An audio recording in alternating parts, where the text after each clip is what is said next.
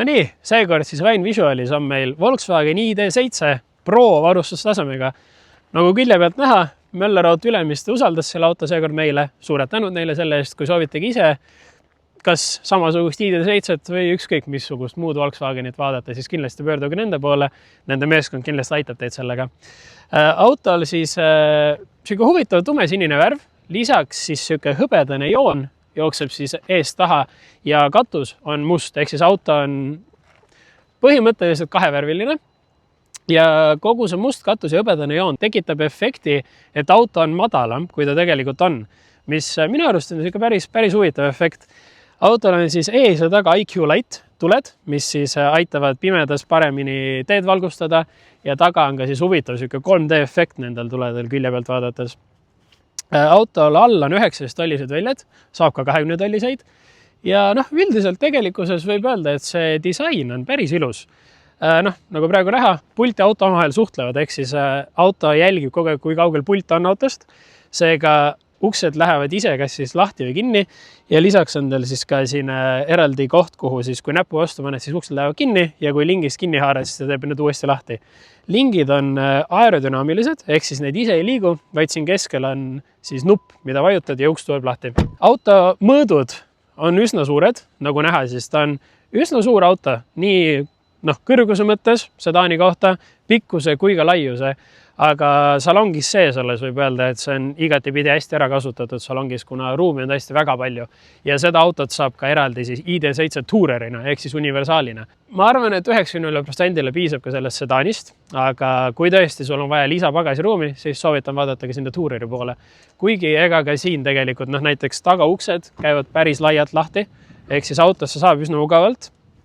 Ja pagasnik ei ole ainult justkui luugiosa, vaid on siis eraldi koos tagaklaasiga, ehk siis ka see ruumi kasutatavus on siin päris hästi pagasi mõttes ka ära kasutatud, seega suuremaid asju on päris kerge sisse ja välja laadida. Aga ega väga palju rohkem siit väljast midagi rääkida ei olegi. Lähme vaatame, mis meil seal salongis peidus on ja siis juba hiljem saab ka natukene seda sõidujuttu rääkida. Nii, alustuseks tahan näidata, siin on siis taga need 3D efektiga IQ Light tuled. Ja mulle isiklikult meeldib, et see tuli siin on dünaamiline. Ees küll ei ole, aga taga see näeb päris ilus välja. Aga miks me siin taga oleme? Tahtsingi natuke lähemalt näidata seda pagassi. Et tõesti see ava on üsna suur, üsna lai ja piisavalt sügav. Näiteks juba, kui vaadata seda katet, see kate on üsna massiivne. Läheb päris kaugele siin pagassis. Ma arvan, et väga puudust ei tule ruumist. Siin on siis eraldi all olemas ka meil laadimiskaablid, lumeharjad asjad ja külgedel on ka siis 2 sükest taskut, kuhu saad asju panna. Ja kui see katte ette jääb, siis saab alati ka selle ära võtta. Et ma arvan, et jah, üldiselt suuresti enamusele on siin piisava pagasiruumi olemas. No nii, nüüd oleme siis siin tagaistmel. Esimene iste, juhi iste on siis minu istumispositsiooni järgi. Ma olen 182 cm pikk ja põlveruumi on väga palju. Samamoodi jalad saab ka istme alla sirutada, seega tõesti ruumis siin puudust ei ole. Istmed on mõnusad pehmed, ka taga on siis seda mikrokiubmaterjali, samuti on ka seda siis käetugedel ja osaliselt on siin siis ka sükest nahaimitatsiooni, siin üleval ja allpool. Üleval on kõige peal on siis soft touch plastik, aga all on siis see natukene karedam, kuigi olgem ausad, siia pigem sa lähedki jalaga pihta ja ta peab olema vastupidavam. Lisaks on siin siis ka käetugi, mille sees on topsihoidjad.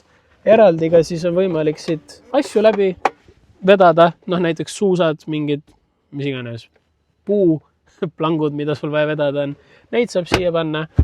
Ja ees on ka siis olemas näiteks telefonide jaoks 2 taskut ja all on siis veel, erinevad dokumentide asjade jaoks. Aga kindlasti vaata, et sa siia enda telefoni ei unustaks, sest et see tundub täpselt siuke koht, kuhu enamus telefoni mahub ilusti ära ja väike nurk jääb välja ja sa võid selle telefoni siia kogemata ära unustada. Lisaks on siin taga ka eraldi kliima.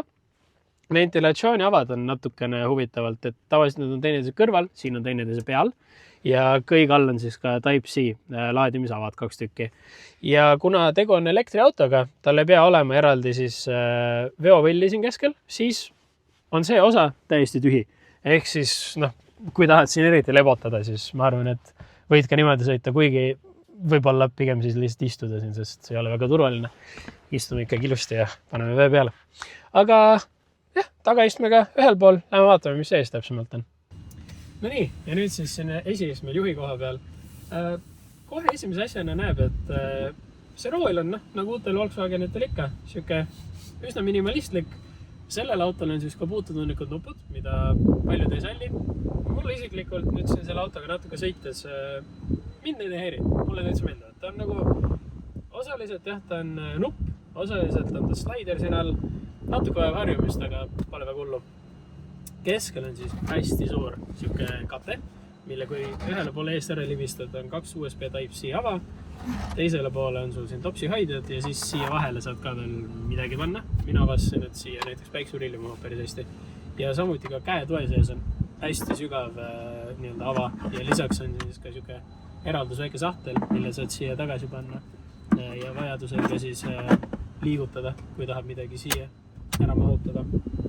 Samuti on ka ukseavad hästi suured, pardetšokk ka piisava suurusega ja materjalid on päris head. Samamoodi nagu taga on siis ka ees käetugedel mikrokiud materjal, istmed mikrokiud materjalist. Istmed ise on väga mugavad, mõlemad istmed on elektrilised ja siis eraldi on siit reguleeritav ka see nii-öelda jalatoe osa.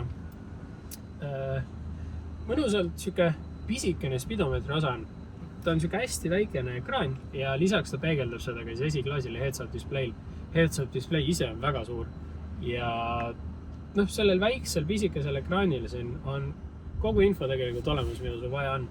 Erinevad kiirused, aku mahutavus ja nii edasi ja nii edasi. Ja see sama info on siis ka esiklaasil. Kindlasti märkab ka seda hästi suurt ekraani. Ma julgen väita, et see on suurem kui näiteks iPad Pro, mis on 12,9 tolli. Panen täpselt mõõdub praegu ekraanile, palju see on, aga see on tõesti mega suur. Päris hea kvaliteediga, peab mainima.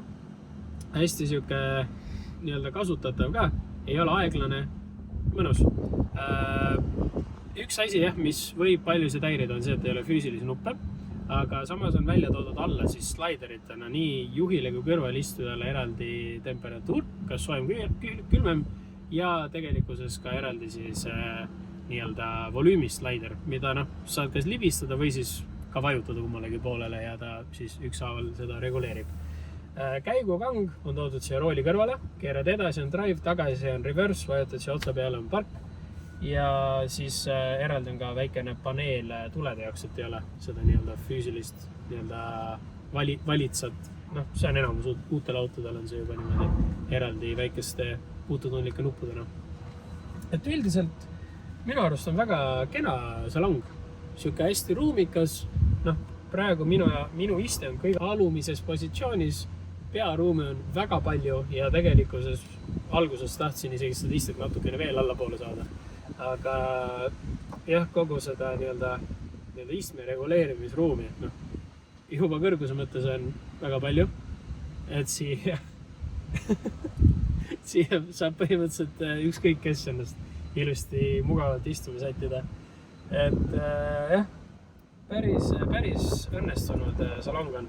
Üks asi, mis võib-olla natukene häirib, on see, et on ära kaotatud tagumist akende lülitid. Kui sa tahad tagumise akneid reguleerida, sa vajutad eraldi siit rear ja siis nende samade nuppudega, millega sa reguleerid esimesi akneid, saad sa reguleerida ka tagumise. Ei ole otsa minu arust kõige nii-öelda intuitiivsem, aga samas jällegi, kui tihti sa neid tagumise akneid ikka üles alla ise siit eest liigutad. Et võib-olla enamus ajast nad ongi paljudel lihtsalt lukustatud, et neid ei saaks liigutada. Aga jah, lähme vaatame täpsemalt, kuidas see auto sõita on ja siis juba võtame kokku kogu selle jutu.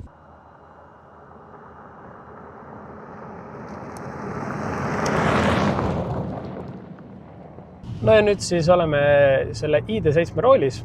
Vaatame, kuidas ta siin üldiselt sellistel natukene kiirema kiiruspiiranguga teedel ja kurvilisematel teedel sõidab.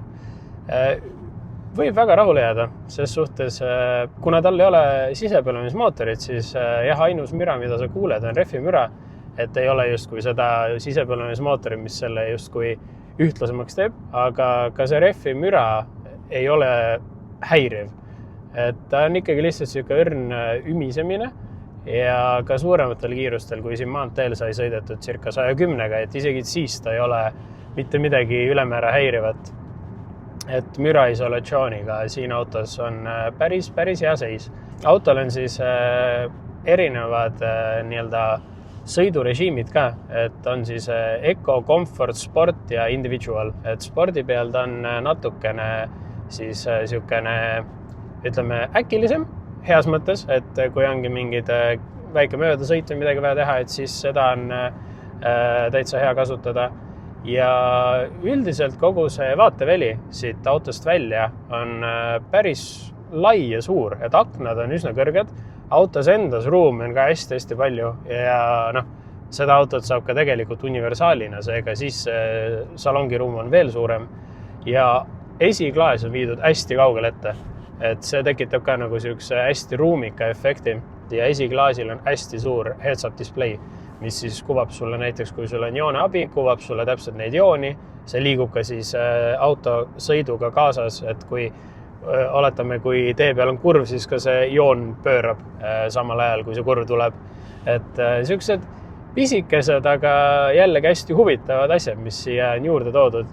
Paljud funktsioonid on siia ekraani küll ära peidetud, et sa pead ikkagi läbi erinevate menüüde minema, et näiteks kui ma praegu tahaks maha võtta siis liiklusmärkide tuvastust, et kui ma sõidan näiteks 90/92-ga, et ta siis karjuma hakkaks, ma pean selle jaoks tegema põhimõtteliselt 2 või 3 klikki ja siis uuesti tagasi CarPlay peale minema. Et jah, see ei ole ideaalne, sest et sa pead ikkagi silmad tee pealt ära võtma. Osadel autodel on olemas ekraani nurgas eraldi pisikene ikoon, mille peale kohe vajutada ongi kõik.